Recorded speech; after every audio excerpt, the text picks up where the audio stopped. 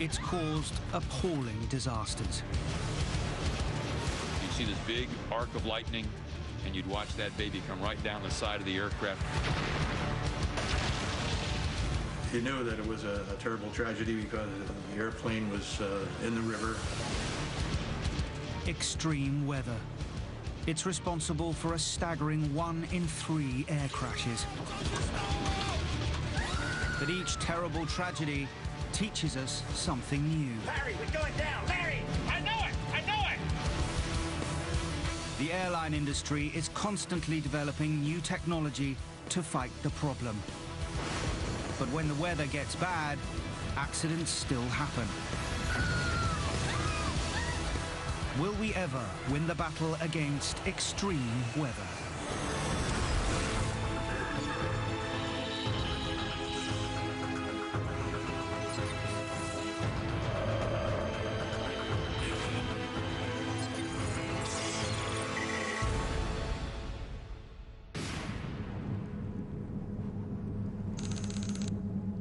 Dusk, Washington, D.C. Air Florida Flight 90 waits at Washington National Airport. It's bound for Fort Lauderdale in Florida, but the weather is appalling. The airport is blanketed in up to 10 centimeters of snow, and the temperature drops to -4. It's a time when pilots need to be particularly attentive to the hazards of snow and ice. It was snowing, it was freezing cold. David Learmount is a pilot and aviation journalist. Every time winter comes round, all the good airlines remind their pilots they must be aware of all the risks that winter throws at them. On board Flight 90, the 79 passengers and crew have been delayed for over an hour and a half by the snow and are impatient to get off. One of them is Joe Stiley. He's told his wife he'll only be away 24 hours and will then take the children on holiday. At 3:59 p.m., the Air Florida flight is given permission to take off. Flight 90 gathers speed down the runway. And as it climbs out of the airport, it suddenly goes into a stall. Stall it! Larry, we're going down! Larry! I know it! I know it!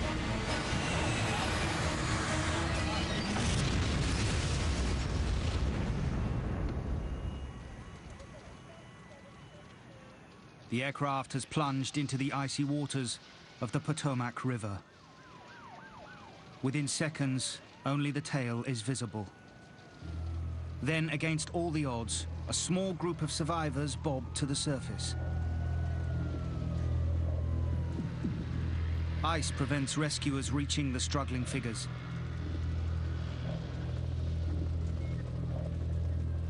Then, a helicopter arrives. It's a race against time. In freezing water, a human will lose consciousness within 15 minutes. But only one person can be rescued at a time.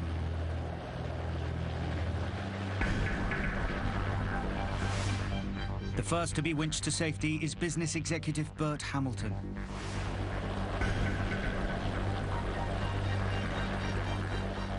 He's followed by Kelly Duncan, a 22-year-old air stewardess.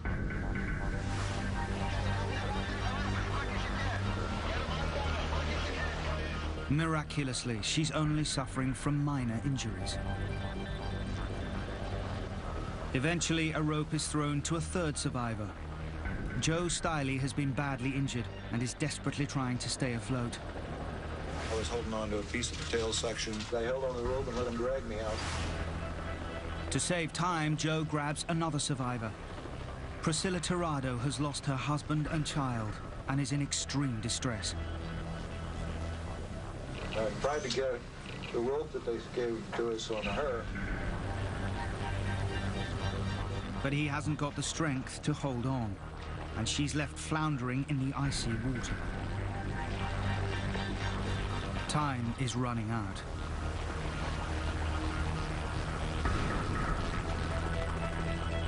Then a bystander strips off and jumps in. Lenny Skutnik, in an act of extraordinary courage, pulls her to the shore.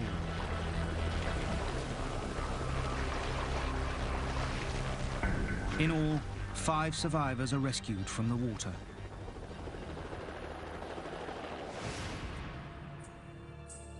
A 6th man, Arland Williams, who has repeatedly passed the rescue line to others, doesn't make it. There was a 6th man clinging to the wreckage, and as I dropped the flotation devices, he handed these devices to the other people who were clinging around him on the wreckage.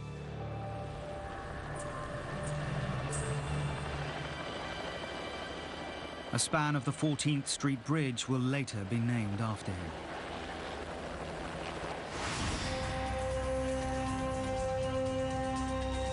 But getting people out of the river is only part of the problem. On the 14th Street Bridge itself that day, there's also chaos. One of the aircraft's wings has clipped it, overturning and crushing vehicles. Bill Hendricks will later lead the crash investigation. There were 6 cars just flattened out. Part of the bridge structure was gone, the bridge railing was gone.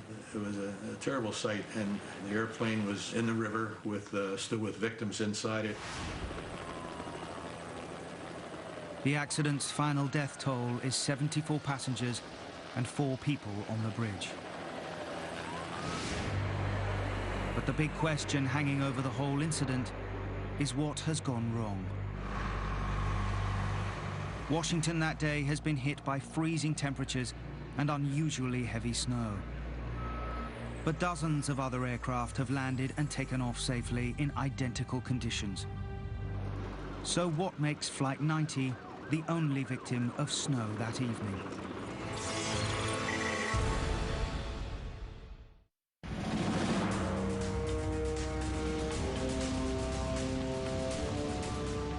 In the days after the accident, divers and cranes are brought to the crash site on the Potomac River. The first task for the chief crash investigator, Bill Hendricks, is to locate and retrieve the flight data recorders. It will eventually take 7 days to get both the cockpit voice recorder and the flight data recorder ashore. It's a moment of triumph for the divers. Now at last, Hendricks can piece together what's happened. Once we got the flight recorders, it came together quite clearly what the cause of that accident was. The first clue is something that happens 50 minutes before takeoff.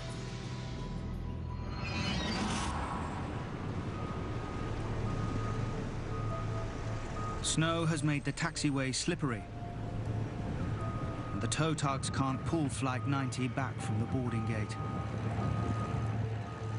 The pilot, Larry Wheaton, decides to help. Okay, I'm gonna try a little reverse thrust. He revs the aircraft's engines and then reverses the thrust for 90 seconds. It's like putting a car into reverse. He hopes the engines will force the aircraft back from the gate, but it's a highly irregular maneuver. The reverse thrust kicks up snow and ice that is sucked into the engines. It throws stuff in front of the engine, which then gets sucked into it. So it's really something that you avoid. It can gunge up a number of the sensors which are essential for the aircraft's correct performance. It's a bad judgment, but it should not have caused a crash. Modern aircraft engines are equipped to deal with snow and ice.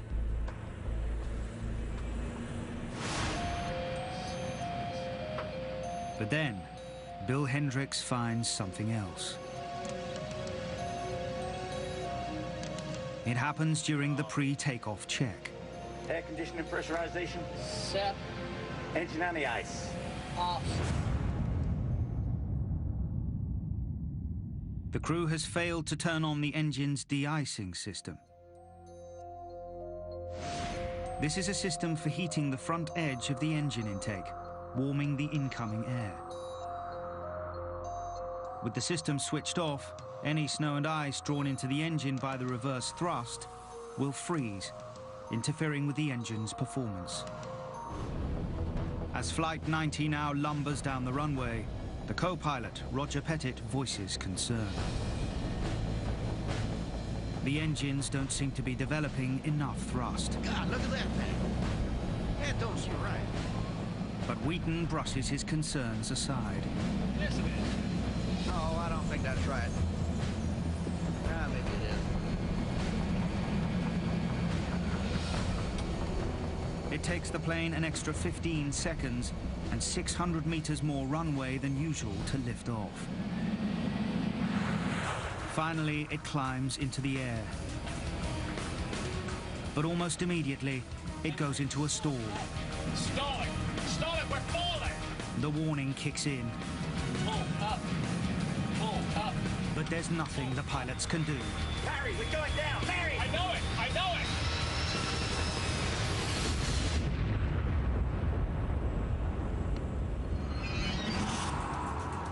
Piecing the evidence together, investigators can now establish how a combination of human error and extreme weather caused Flight 90 to crash. First, as snow builds up on the taxiway, Wheaton uses reverse thrust to help push back from the gate. Engine out of the ice? Second, with the engine anti-ice turned off, freezing snow and ice are drawn into the engine. This interferes with the engine's performance. As a result, when Flight 90 takes off, the engines are only producing a thrust or engine pressure ratio of 1.70. A Boeing 737 needs a thrust ratio of at least 2.04 to take off safely.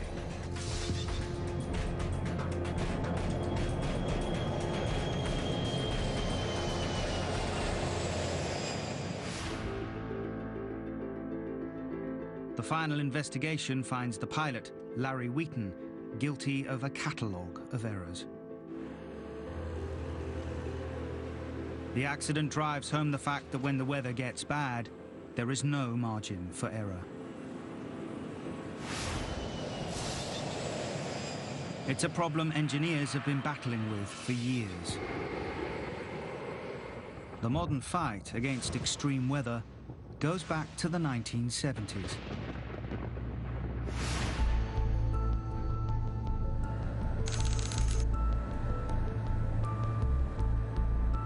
Christmas Eve, 1971. Lancer Flight 508 is bound for the remote Peruvian town of Pachalpa. On board are 17-year-old Juliana Kopka and her mother, Maria.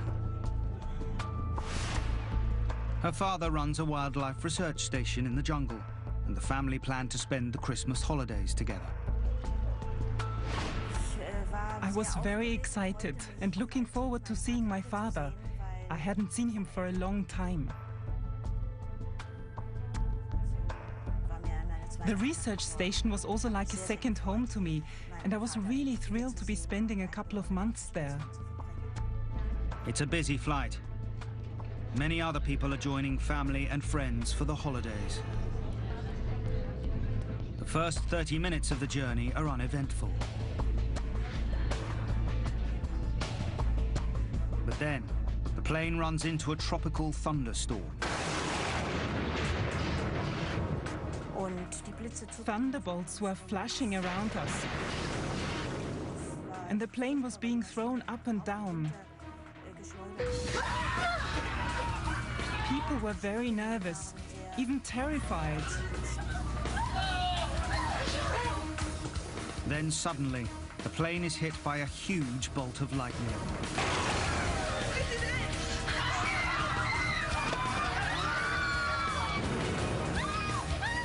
Everything is thrown around. It goes through my mind like a film. Everything went very fast. The pilots fight to keep control. But the plane is breaking up.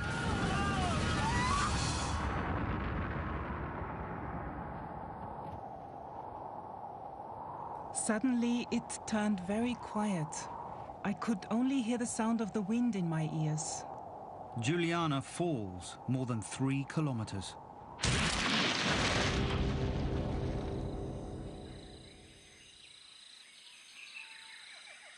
Yet miraculously, she survives, still strapped into her seat.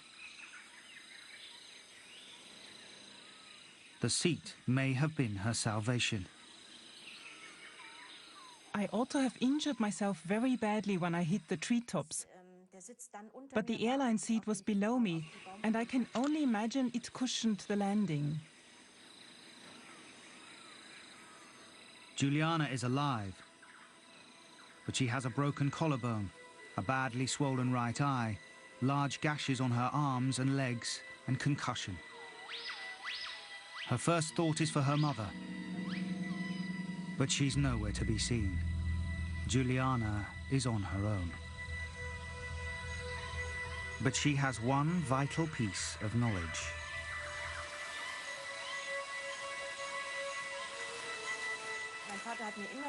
My father used to tell me, when you get lost, you should try and find a stream or running water. He said, follow that stream and you will find a bigger stream, and that will turn into a river. And then you'll find people living nearby.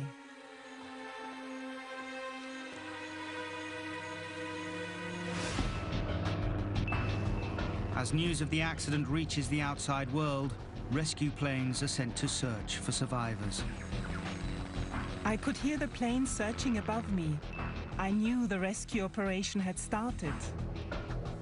But I wasn't able to do anything as the jungle was dense and I couldn't communicate with them. As she sets off to look for help, her only food is a handful of sweets she's found at the crash site. I lived on them for 3 days and just drank water.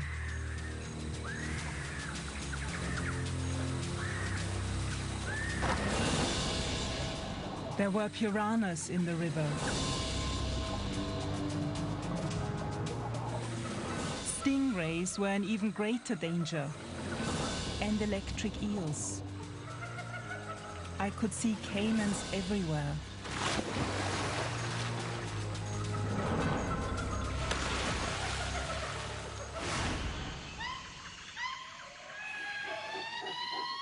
As the days and nights go by, she becomes increasingly exhausted and disorientated. With each day, I lost more hope.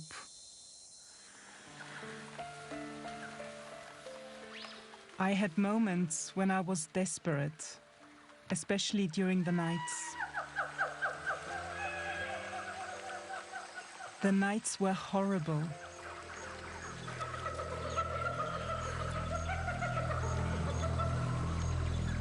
Deep cuts on her arm begin to worry her. I felt there is something in my arm. It kind of hurt. Something was moving in there. I couldn't see it properly, but when I twisted my arm, I saw that little white heads were looking out. The wound has become infested with flesh-eating maggots.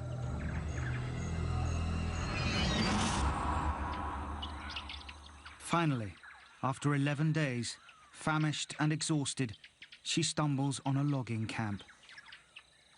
It's her salvation. Today, 40 years later, Juliana Kopke is Dr. Juliana Diller and works as a librarian at the Munich Zoological Center in Germany. She's the only survivor of Lancer Flight 508. Her mother, along with 90 other passengers and the crew, have died.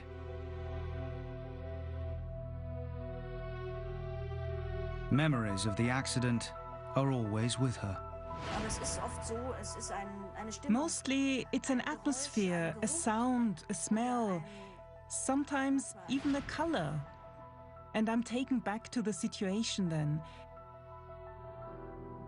It's very strange, but I think this is how it will always be.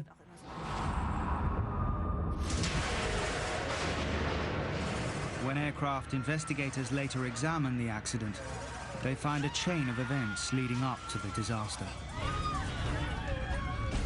40 minutes into the journey, Lancer Flight 508 runs into a thunderstorm. Lightning hits the aircraft's right wing. Vapor from a fuel tank ignites. Fire spreads, and the wing is torn from the fuselage. The Lockheed Electra falls out of the sky. It's one of several accidents during the 1970s and 80s that are attributed to lightning and marks the beginning of an attempt to find solutions to the hazards of lightning strikes.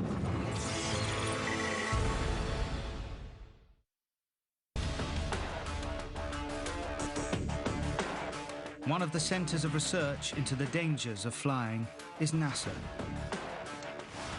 At its research center in Langley, Virginia, it drop tests helicopters, crashes passenger cabins,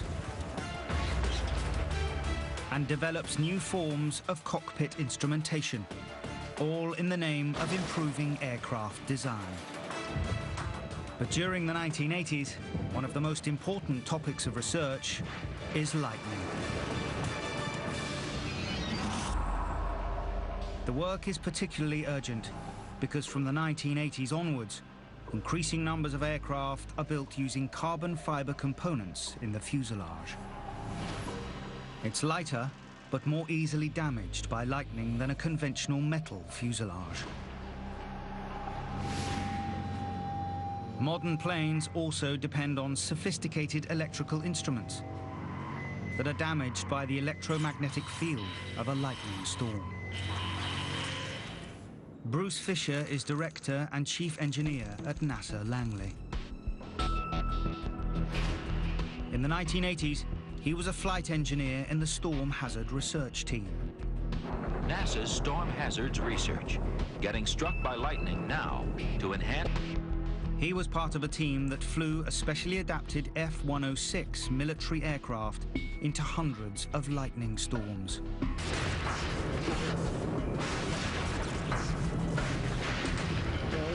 You'd see lightning flashes around.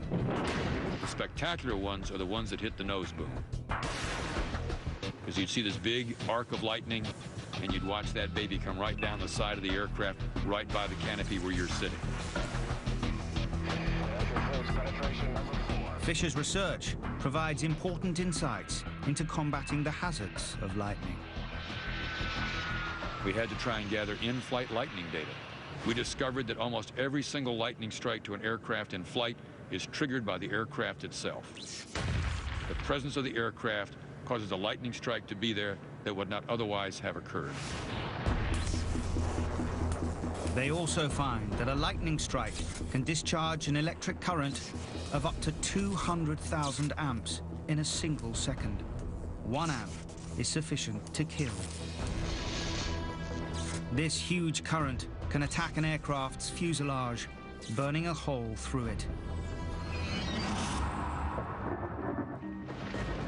By the late 1980s, NASA can advise aircraft manufacturers how to make aircraft lightning-proof. Fiberglass components are reinforced to withstand lightning strikes. Aircraft fuel is made less explosive. Electrical equipment is carefully shielded. Today, lightning is rarely a problem. But events will show there's another side to storms that can be equally hazardous. High winds.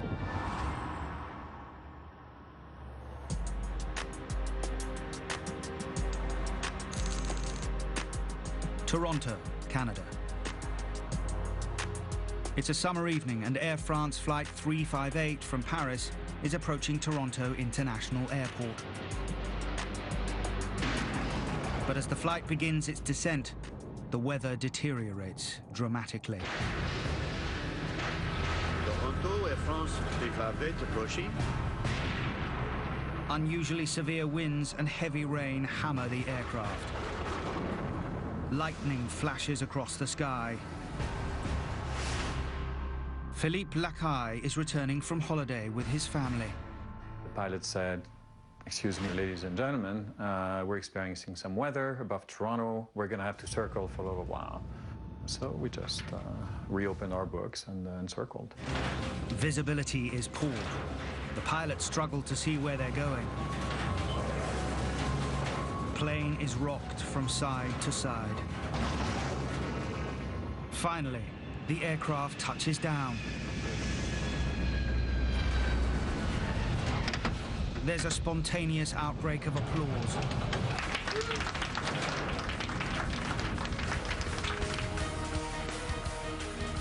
But the ordeal is not over. Moments later, still traveling at nearly 200 kilometers an hour, the plane runs off the runway. The plane plows through the airport perimeter fence.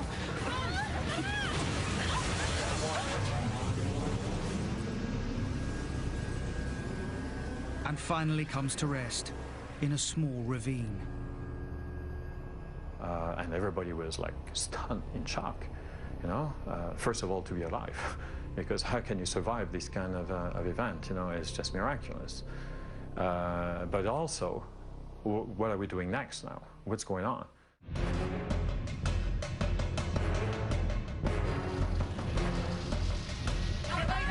Almost immediately, there are shouts of fire.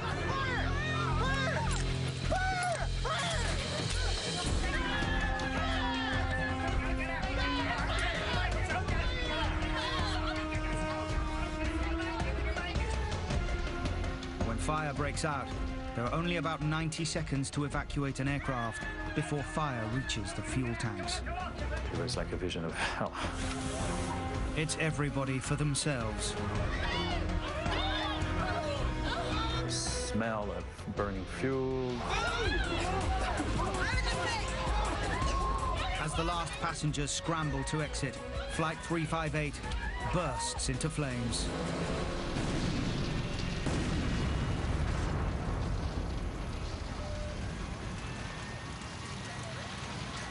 There are dozens of injuries, but all 302 passengers and crew survive.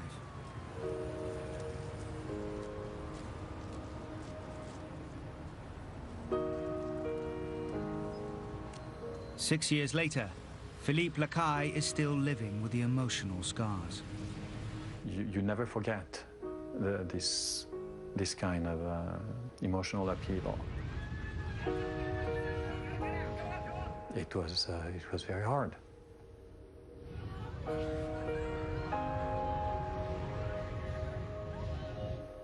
Short of a miracle, I can't explain how we could have escaped in 1 minute and 15 seconds through 2 gates, 2 doors, 309 passengers.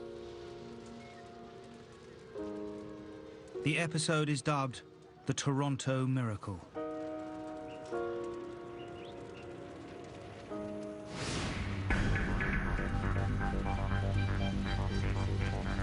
As air crash investigators now arrive at the scene, they face one basic question.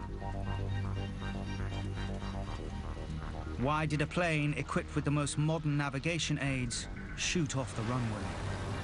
Was it a question of pilot error, mechanical failure, or extreme weather, or even a combination of them all? They take data from the aircraft's charred and scorched black boxes. Réal Lavasseur is the chief crash investigator. So we looked at the brakes, we looked at the tires, we looked at the engines, we looked at all the systems, the hydraulics and all the other systems, electrical, whatnot, and there was absolutely nothing wrong with that aircraft. But when they analyze Flight 358's last moments, they uncover what appear to be a number of pilot errors. The crew had brought the aircraft into land far too fast and had hit the runway far too far along. I don't think they had a clear realization at that point as to how much runway they were leaving behind before they landed the aircraft. And consequently, the aircraft lands quite long, about halfway down the runway. As the end of the runway appears, the plane is still going too quickly.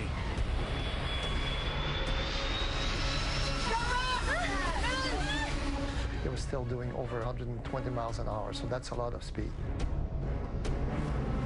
But is it simply a matter of pilot error?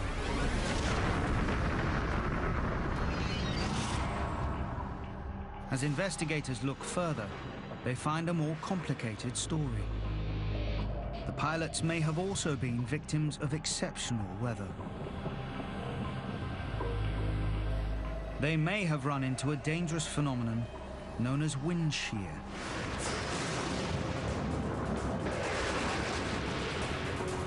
Wind shear is a serious threat to aircraft.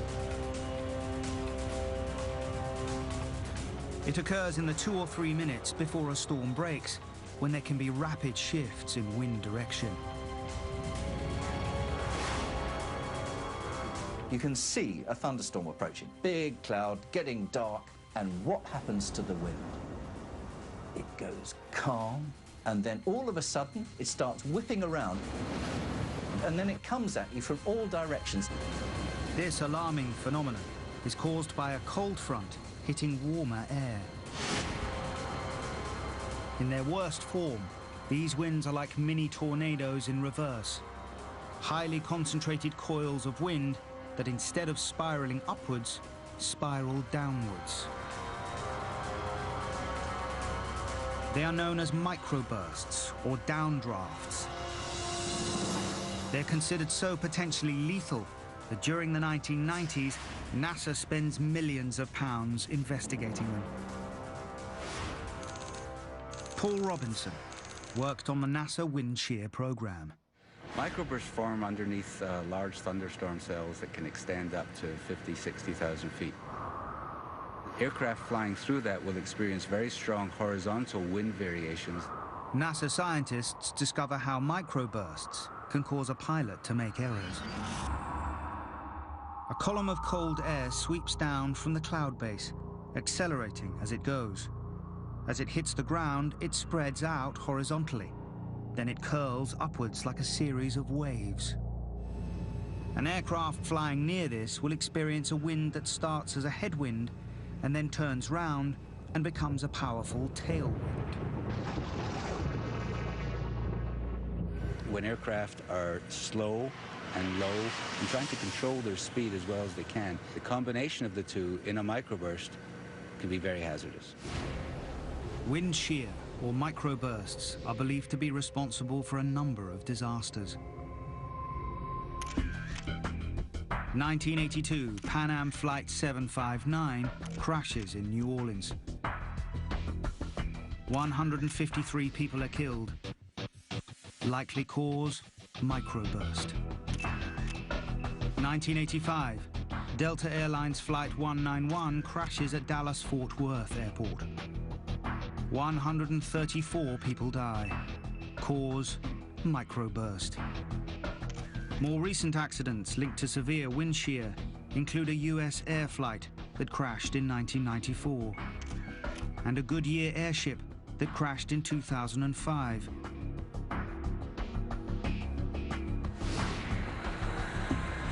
So is it possible Air France Flight 358 is also a victim of some form of wind shear?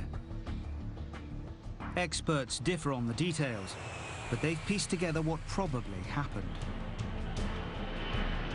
As the aircraft comes into land, it runs into powerful headwinds. Visibility is appalling, and the pilots battle to see the runway. Then the wind whips round to a tailwind, and the plane picks up speed. As a result, it's carried too far along the runway and lands much too fast.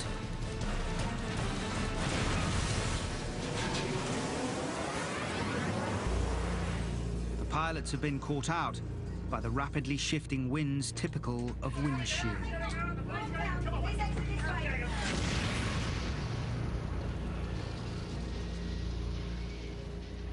The investigation concluded that this crew landed an aircraft in very much reduced visibility in conditions where a crosswind was beyond the limits of the aircraft. extreme weather has claimed another victim.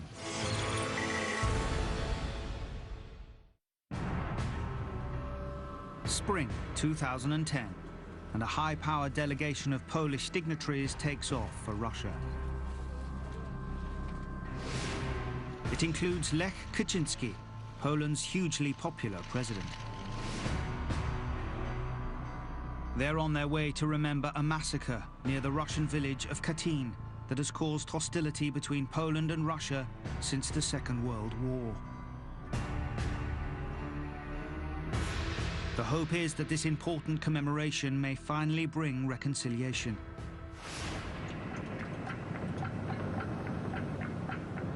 But as the Polish aircraft nears the Russian city of Smolensk, it's enveloped in fog.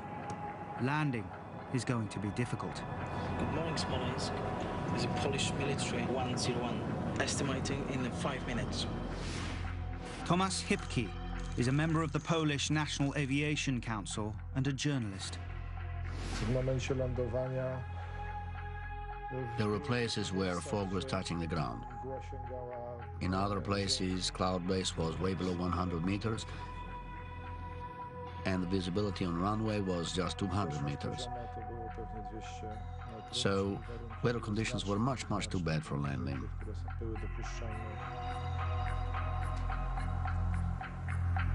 Air traffic control counsels against even attempting to land. Worse still, the airport is not equipped with low visibility lighting to guide planes in. Smolensk North Airport is a former military airbase with very inadequate infrastructure.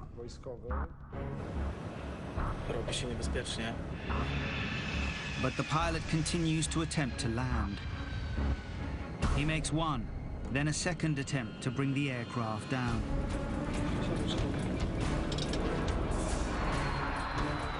Each time he's forced to pull up.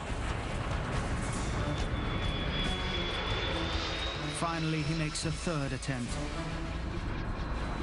The plane comes in low. The pilots can't see the runway, but continue on down. Too low, terrain. In their zeal to see the runway lights through the mist, they went straight through their decision height, below which, if you don't have sight of the runway lights, you should go round again. Suddenly, the aircraft clips a tree. It spins out of control, turns upside down, and smashes into the ground.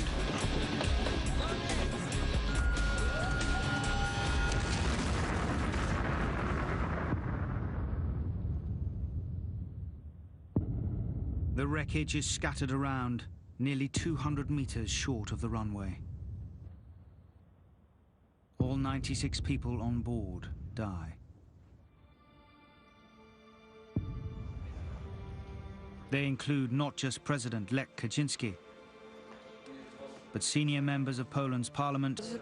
People in Poland died, so I don't know how will the future of our country look like. The country declares a period of national mourning. A full crash investigation begins immediately. It's a joint Russian-Polish operation. Investigators soon find there are no signs of mechanical failure. The 20-year-old plane has recently been extensively overhauled. But that leaves a puzzle. The overhaul has included fitting the Tupolev Tu-154 with a sophisticated terrain avoidance system, which warns a pilot if he's too low or in danger of hitting something. Caution, terrain. Caution, terrain. The inquiry hasn't been completed, but leaked transcripts from the cockpit voice recorder show that as the plane comes in, the system issues several warnings. But the pilots ignore them. Why have they done something so obviously dangerous?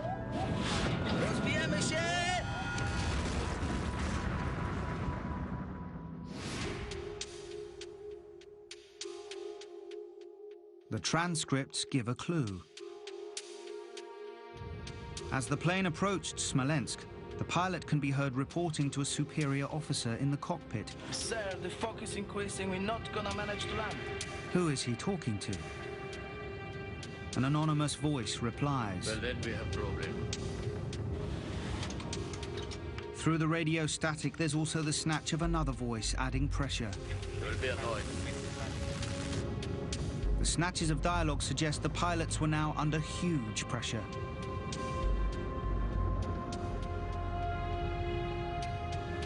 Should they risk a difficult landing, or should they abort a mission that carries international importance? Pilots who are flying VIP flights are under a particular kind of pressure. So they really did want to do their duty, these pilots, and get all of those important people in. So they were told by air traffic control what the visibility was. It was nothing like good enough to make a safe landing. But they said, we'll go and have a look at it anyway. Moreover, the crew are military pilots accustomed to taking orders and risks. Warto pamiętać, że piloci generalnie są szkoleni. Military pilots are trained to take more risks than civilian pilots. The crew in this case had come more or less straight from military school. The idea of risk-taking was firmly ingrained in them. We may never know if this is what happened. Important sections of the leaked transcripts have been deliberately deleted. Some people believe Russians deliberately left gaps in transcript because what they found was damaging to Polish interests. What is certain is that if these holes are not filled, this riddle will never be solved. But the transcripts that are available have led some experts to blame the pilots for abdicating their responsibility. It doesn't matter if the president of Poland is on board. The person who is in charge of the aircraft is the captain of the aircraft. He is more senior in that environment than the president is. In the end, you're a trained professional.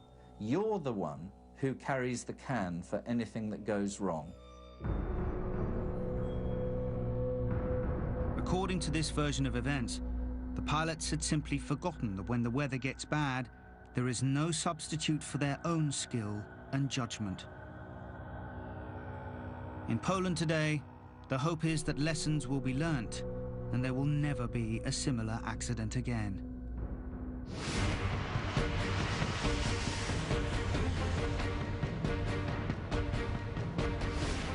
Today, we have the technology to handle the weather. Pilots are better trained. Aircraft are better equipped for all weather conditions. There should be no more accidents because of the weather. But extreme weather will continue to challenge a pilot's skill and his ability to fly in the face of the unexpected.